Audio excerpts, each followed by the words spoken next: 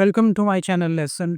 आज के लेसन में हम विलियम ब्लेक की एक short poem the divine image को डिस्कस करेंगे। विलियम ब्लेक की ये पोएम उसकी द सॉन्ग्स ऑफ इनोसेंस में शामिल है। उसकी पोइट्री को दो हिस्सों में डिवाइड किया जा सकता है, songs of innocence and songs of experience. The divine image उसकी सॉन्ग्स ऑफ इनोसेंस कैटेगरी में शामिल है।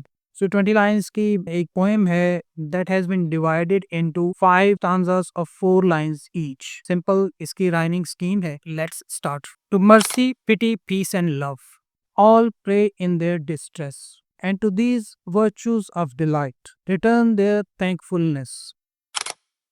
बेसिकली जब कोई डिस्ट्रेस में होता है, डिसअपॉइंटमेंट में होता है या कोई सफरिंग होती है तो समझा जाता है कि वो गॉड को एड्रेस कर रहा है, उससे दुआ मांग रहा है, उससे प्रे कर रहा है। लेकिन पोएट ये कह रहे हैं कि असल में तो मर्सी, पिटी, पीस और लव को प्रे किया जाता है। इन चीजों की तलब की जाती है, इन वर्चूज को सीख किया जाता है। मर्सी जो है वो आपके पास अगर इख्तियार है किसी को सजा देने का, बदला लेने का, और फिर भी आप उस कदम से रुक जाते हैं, उसको कहते हैं mercy. That is called mercy, जिसको हम रहमदिली का नाम देते हैं। पिटी जो है वो फील करना, सिंपैथी फील करना किसी के बारे में, चाहे आप उसके लिए कुछ कर सकें या ना कर सकें। सो ये थोड़ा सा डिफरेंस होता है इन दोनों क्वालिटीज के अंदर। पीस हम को कहते हैं और लव आपको सबको पता ही है। सो इन डिस्ट्रेस हम वो प्रे करते हैं इन क्वालिटीज की तरफ, इन चीजों के लिए प्रे करते हैं। हम मर्सी के लिए प्रे करते हैं, हम पिटी के लिए प्रे करते हैं, पीस के लिए, लव के लिए प्रे करते हैं।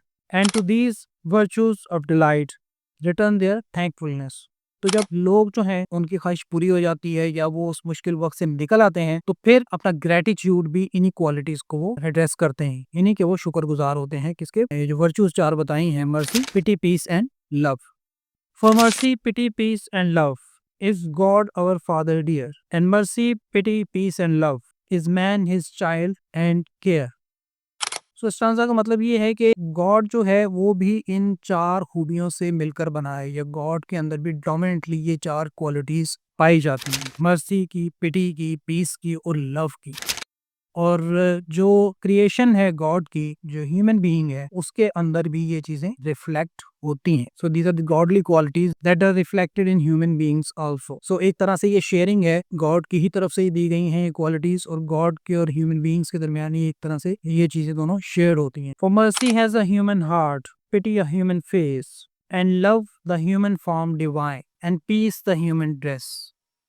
यहाँ पे पोएट ने पर्सोनिफिकेशन की टेक्निक यूज की है। He has personified these elements, these virtues. Personification, you already know that, किसी इनएनिमेट थिंग को, आइडिया को ह्यूमन क्वालिटीज एट्रीब्यूट कर देना, जैसे वो इंसान हो। So mercy has a human heart. जो मर्सी है उसका चूंकि ताल्लुक दिल से होता है, जब ये ह्यूमन हार्ट कह दिया तो वो एक पर्सोनिफिकेशन कर दी मर्सी। पिटी या ह्यूमन फेस, और पिटी इज रिफ्लेक्टेड थ्रू फेस। जो आदमी हमदर्द होता है लोगों का, उसके फेस से ये एक्सप्रेशन शो हो रहा होता है। सो ह्यूमन फेस ये भी पर्सोनिफिकेशन है। And love the human form divine, और लव जो है वो एक इंसान की सूरत में खुदाई सिफ्त है, लव की फॉर्म की जो बात करता है। And peace the human dress, और पीस ह्यूमन ड्रेस है, यानी पीस जो है वो ह्यूमन सोल को इसी तरह से सिविलाइज्ड बना देता है जिस तरह से एक अच्छा मुनासिब ड्रेस जो है वो इंसान की अपीयरेंस को सिविलाइज बना देता है। सो पर्सोनिफाई कर दिए इन सारी क्वालिटीज को पोएट ने यहाँ इस स्टांजा में। Then every man of every clime that prays in his distress prays to the human form divine, love, mercy, pity, peace. So दुनिया में जो भी आदमी हैं, जो भी लोग हैं, जहाँ कहीं भी वो रह रहे हैं, तो वो अपने डिस्ट्रेस में, अपनी सफरिंग में इन्हीं क्वालिटीज के लिए, इन्हीं वर्चूज के लिए वो प्रे करते हैं। Praise to human form divine, मतलब ये इंसान के अंदर एक खुदाई सिफ्त है इन क्वालिटीज का होना, तो बेसिकली इसको एड्रेस कर रहे होते हैं, इसको प्रे कर रहे होते हैं। क्या है वो चार क्वालिटीज हैं, जो चार वर्चूज हैं? Love, mercy, pity and peace. And all must love the human form in heathen Turk or Jew, where mercy, love and pity dwell, their God is dwelling too। अभी एक बड़ी यूनिवर्सल एस्पेक्ट की बात की है, एक किसी मखसूस जगह या किसी मखसूस रिलीजन को छोड़ के पोएट ने एक यूनिवर्सल एलिमेंट इसमें इंक्लूड कर दिया है कि and all must love the human form, और इन क्वालिटीज की हामिल जो ह्यूमन फॉर्म होती है उसको सारे लाइक करते हैं, उसको सारे पसंद करते हैं, चाहे वो टर्क है, चाहे वो ज्यू हैं, हीदन है, मतलब नॉन बिलीवर्स हैं, जो भी हैं वो रिगार्डलेस ऑफ रिलीजन वो इस चीज को रिस्पेक्ट करते हैं, वो उस चीज को लाइक करते हैं, पसंद करते हैं इन क्वालिटीज को। और लास्ट टू लाइंस जो है ये भी बड़ी जबरदस्त हैं कि ये खुदाई सिफात को इससे अटैच किया है पोएट ने। इससे वगैरह जिस दिल में ये क्वालिटीज होती हैं उसी दिल में खुदा भी रहता है। तो सारे जिस दिल में खुदा रहता है तो वो पोएट के ख्याल में वो एक सिंपैथेटिक ह्यूमन बीइंग होता है, दूसरों के लिए केयर करने वाला होता है, इंसानियत से लव करने वाला होता है। सो एक पीसफुल पर्सनैलिटी होती है उसकी जो आगे पीस को ही प्रीच करता है। ये थी विलियम ब्लेक की पोएम द डिवाइन इमेज।